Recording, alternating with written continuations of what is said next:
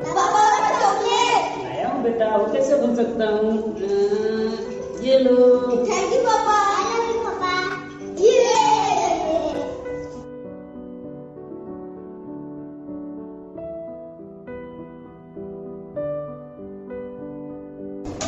अब बच्चों के लिए सब कुछ लाते हैं, मेरे लिए तो कुछ लाते ही नहीं। लाया हूँ ना, ये लो। अरे वाह साड़ी, आप सच में बहुत अच्छे हैं।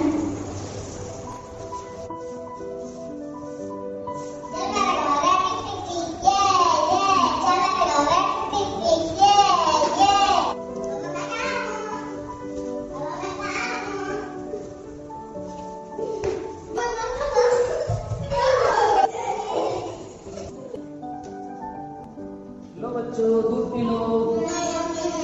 अरे बेटा पी लो, दूध पीने से दिमाग तेज होता है। हाँ।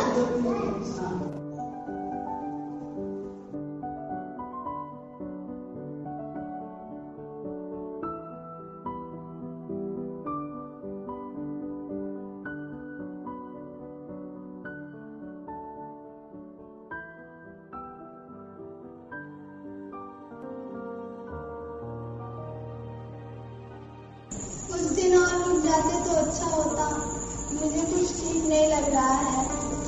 तुम चिंता ना करो, लॉकडाउन लगने से पहले मैं वापस आ जाऊंगा। तुम अपना और बच्चों का ख्याल रखना। ठीक है, आप भी अपना ख्याल रखिएगा।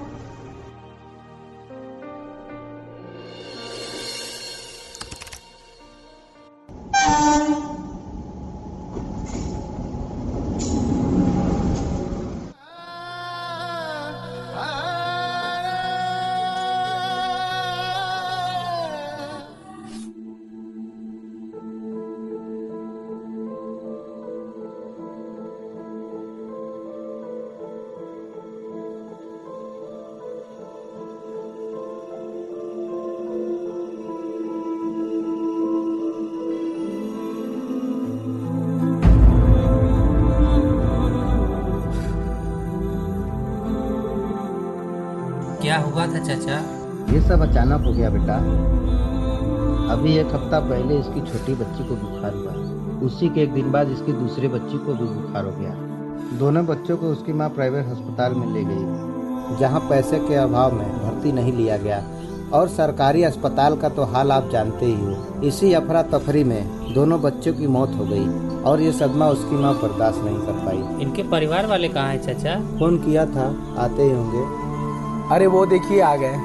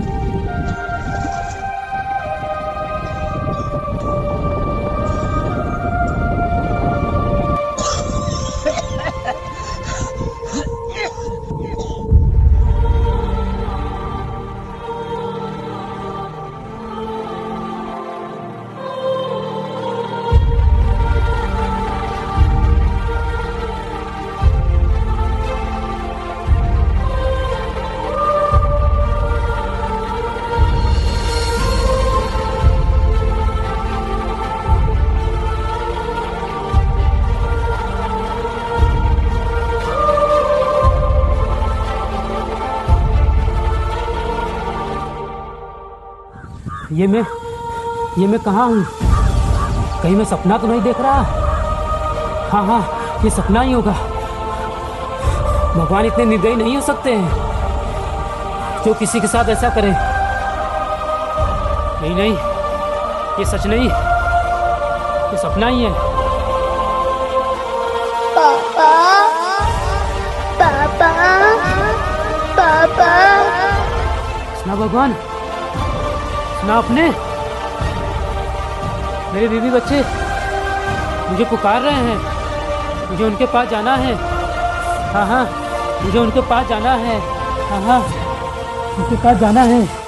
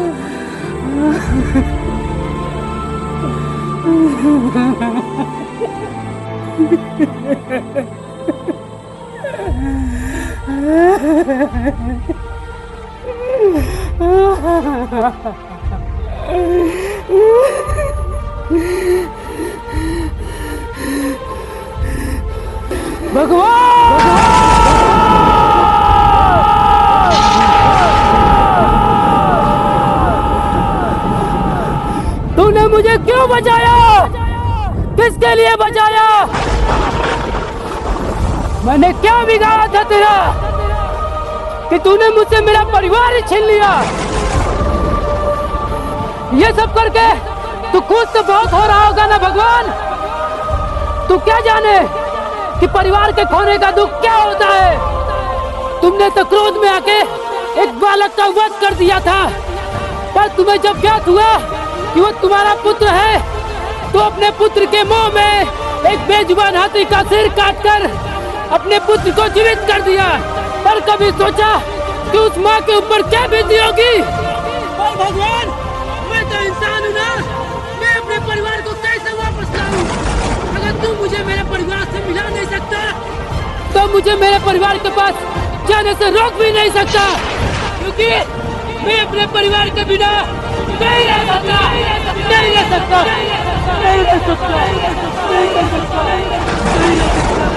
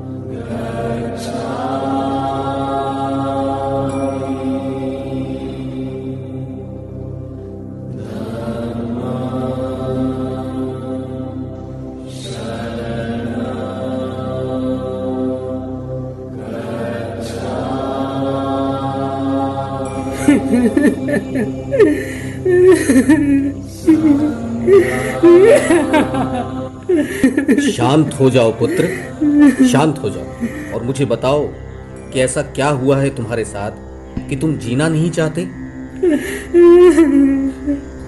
भगवान पर भरोसा रखो और मुझे अपनी पीड़ा बताओ। मेरा परिवार गुरुजी,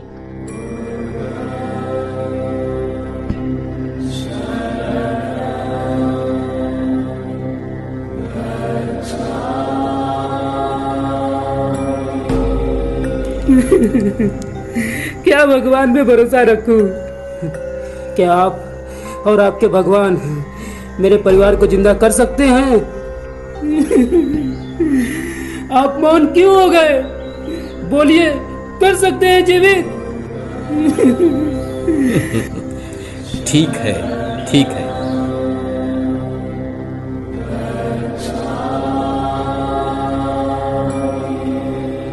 पर तुम्हें एक कार्य करना होगा। मैं अपने परिवार को जीवित करने के लिए कुछ भी कर सकता हूँ। बताइए मुझे क्या करना होगा? तुम्हें भिक्षा के रूप में एक मुट्ठी सरसों का दाना मांग कर लाना होगा। मुझे भ्रमित मत करिए। भला सरसों के दाने से मेरा परिवार कैसे जीवित होगा? भगवान और मुझ पर भरोसा रखो, तुम्हारा परिवार जीवित हो जाएगा। बस इतना सा काम? मैं अभी भिक्षा मांग कर आता हूँ। रुको,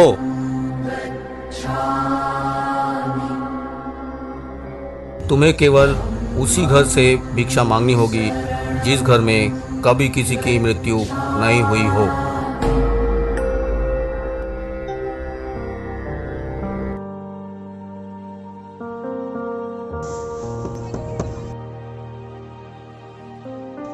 क्या हुआ? मुझे भिक्षा चाहिए। दिखने में तो बहुत हट्टे कट्टे लगते हो। शर्म नहीं आती भिक्षा मांगते हुए? मुझे भिक्षा में सिर्फ एक मुट्ठी सरसों के दाने चाहिए। ठीक है, यहीं रुको।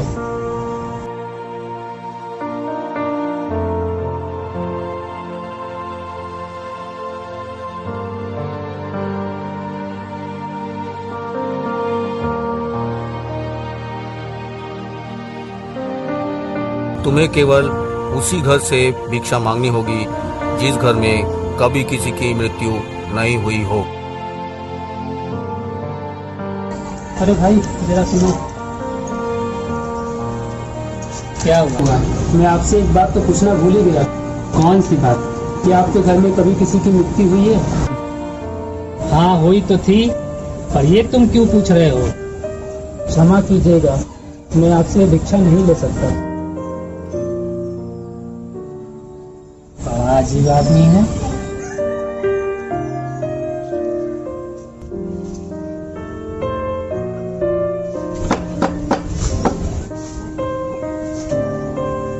क्या आपके घर में कभी किसी की मृत्यु हुई है?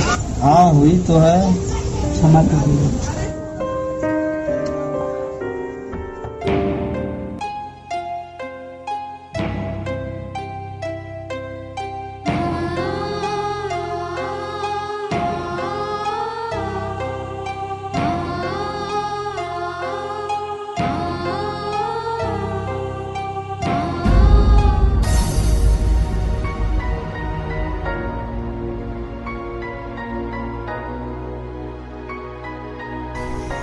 क्या मुझे ऐसा कोई घर नहीं मिलेगा जहाँ कभी किसी की मृत्यु न हुई हो?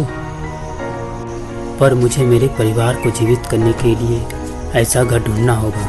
हाँ ढूंढना होगा।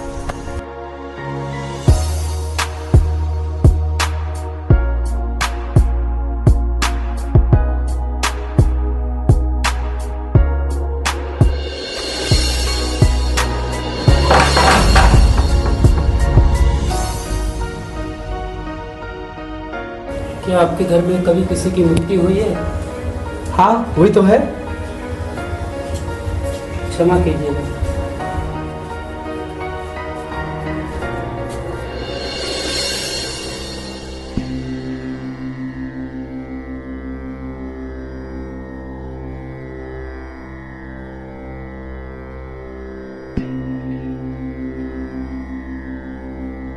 लाओ पुत्र, लाओ। मुझे एक भी घर ऐसा नहीं मिला जहाँ किसी की मृत्यु न हुई हो। मैं तुम्हें यही समझाना चाहता था कि जन्म और मृत्यु दोनों सत्य है। जिसका भी धरती पर जन्म हुआ है उसकी मृत्यु भी अवश्य होगी, ये तय है। पर उसकी मृत्यु कब और कैसे होगी ये किसी को भी ज्ञात नहीं है। मुझे आशा है कि अब तुम समझ गए होगे कि तुम्हें अब क्या करना चाहिए। बुद्धं शरणं गच्छामि। जी गुरुजी, मुझे समझ आ गया कि मुझे क्या करना चाहिए। सबसे पहले मुझे मेरे परिवार का अंतिम संस्कार करना होगा।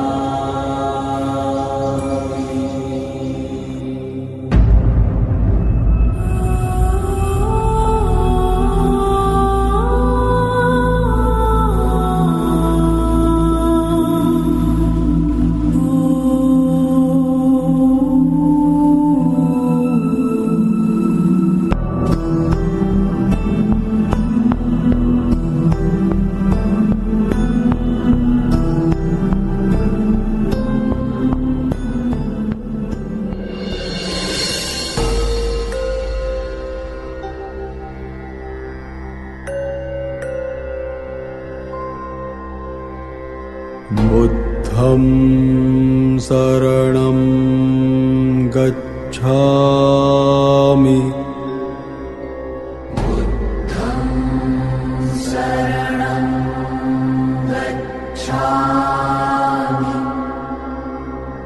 धम्मं शरणं गच्छामि।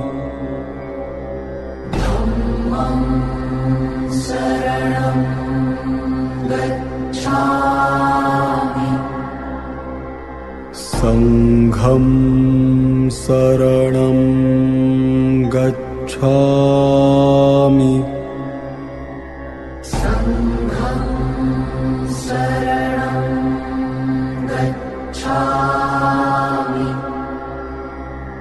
बुद्धं शरणं गच्छामि।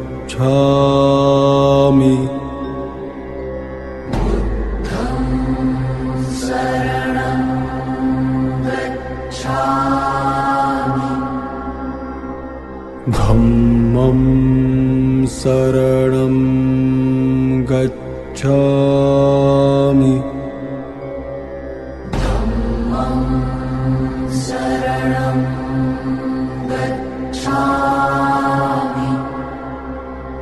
संघं शरणं गच्छामि।